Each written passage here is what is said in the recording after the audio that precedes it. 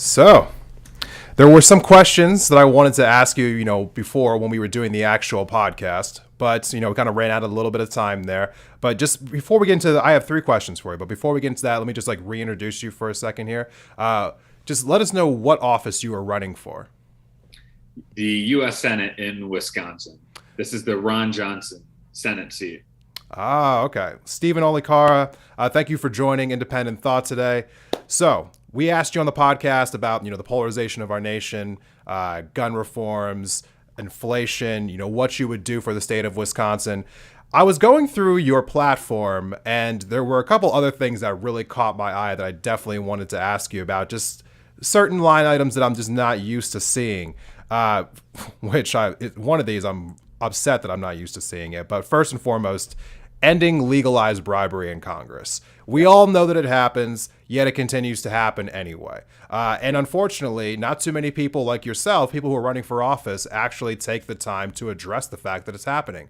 What do you propose to end what's happening in Congress where lobbyists are able to just roam the halls and just buy politicians? Like how do we stop that? Yeah, and it does happen literally.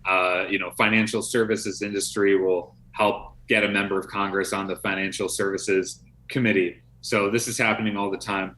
I would ban lobbyists from funding members of Congress, or I like to say ban lobbyists from sponsoring members of Congress. You can imagine members of Congress wearing a NASCAR-like racing suit. They would be able to say, Goldman Sachs or any of these big money donors. And we want to end that. And here's the exciting thing. It doesn't even have to go through legislation. House and Senate rules can decide to end that practice of lobbyists funding members of Congress. And then as a result, they will be much more interested in what you have to say as opposed to what they are saying to them. Right. And let me just add a little bit extra onto this. What is the role that Citizens United plays with this? And is there any opportunity to get rid of it? Well, the role it plays is there is an unlimited race for money. Members of Congress are just on this constant treadmill because they know we're talking a higher order of magnitude of money being spent in these races. And I think it's also led to a coarsening of the political discourse because usually what the super PACs are doing is putting out the most vile, the most negative content online or through broadcasts. And we have to get rid of it. And there's this thing about non-coordination. I mean, that's obviously a farce, and that coordination really does happen. People legally can keep things separate, but there are all kinds of loopholes around that.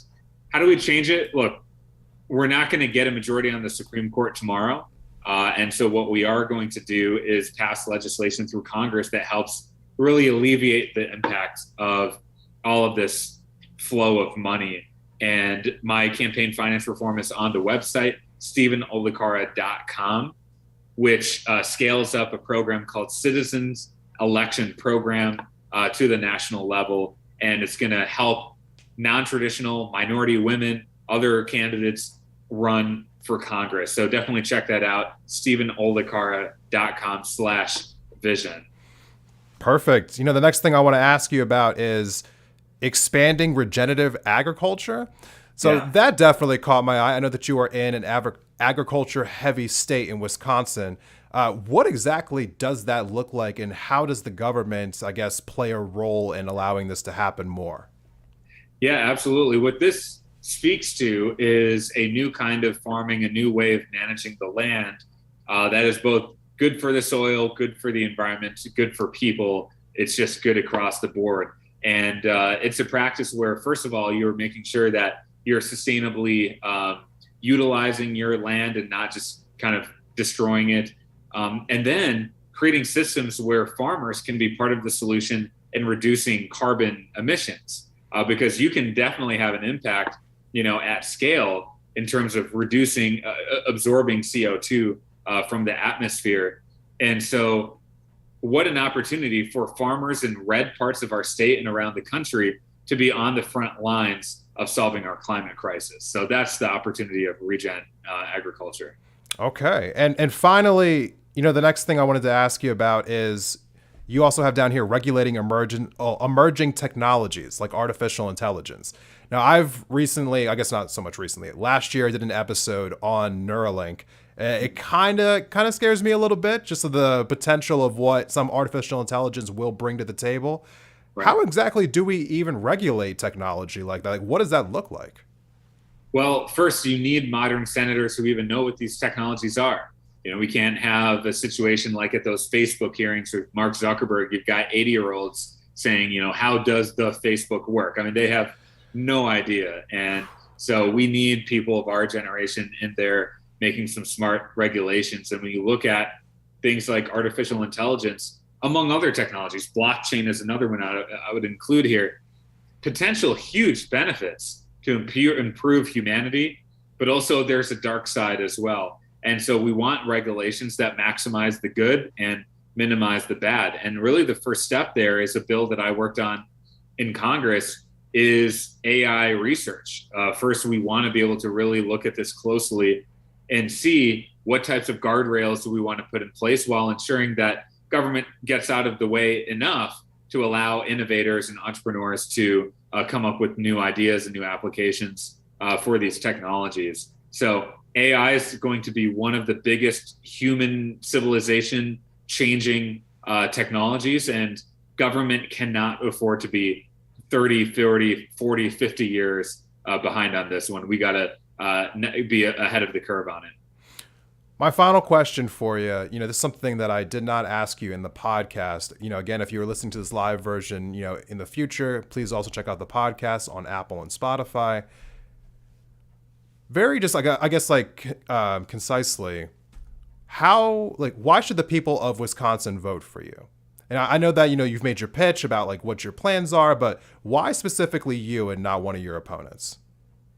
Three things. First, the vision. I'm the only candidate who has an agenda and has prioritized as my first piece of legislation to get big money out of politics, to address the structural reasons why Congress does not work for us. And instead, they're working for the most entrenched and moneyed special interests.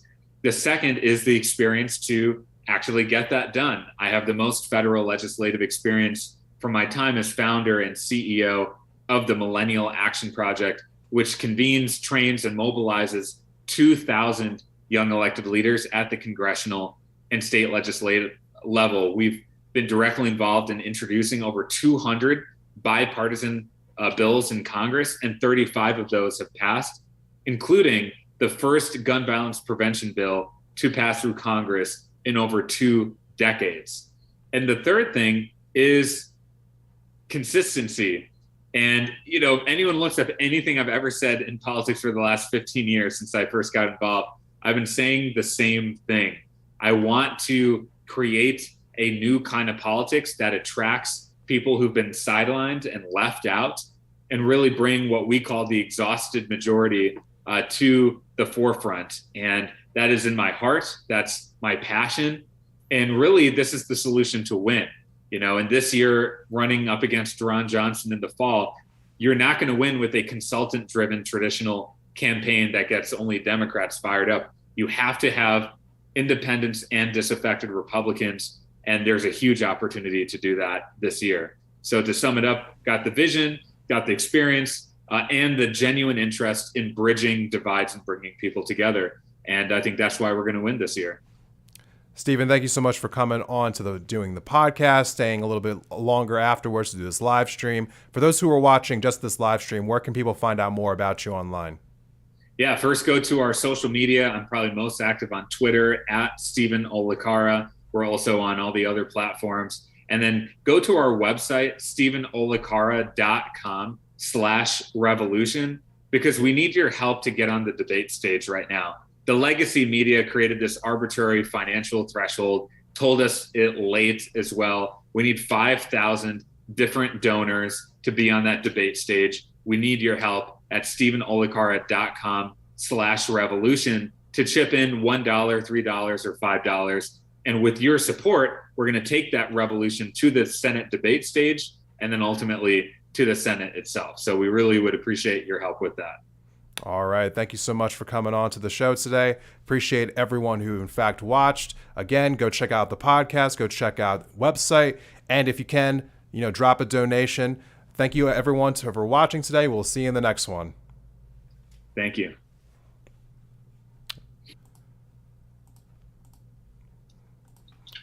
All right.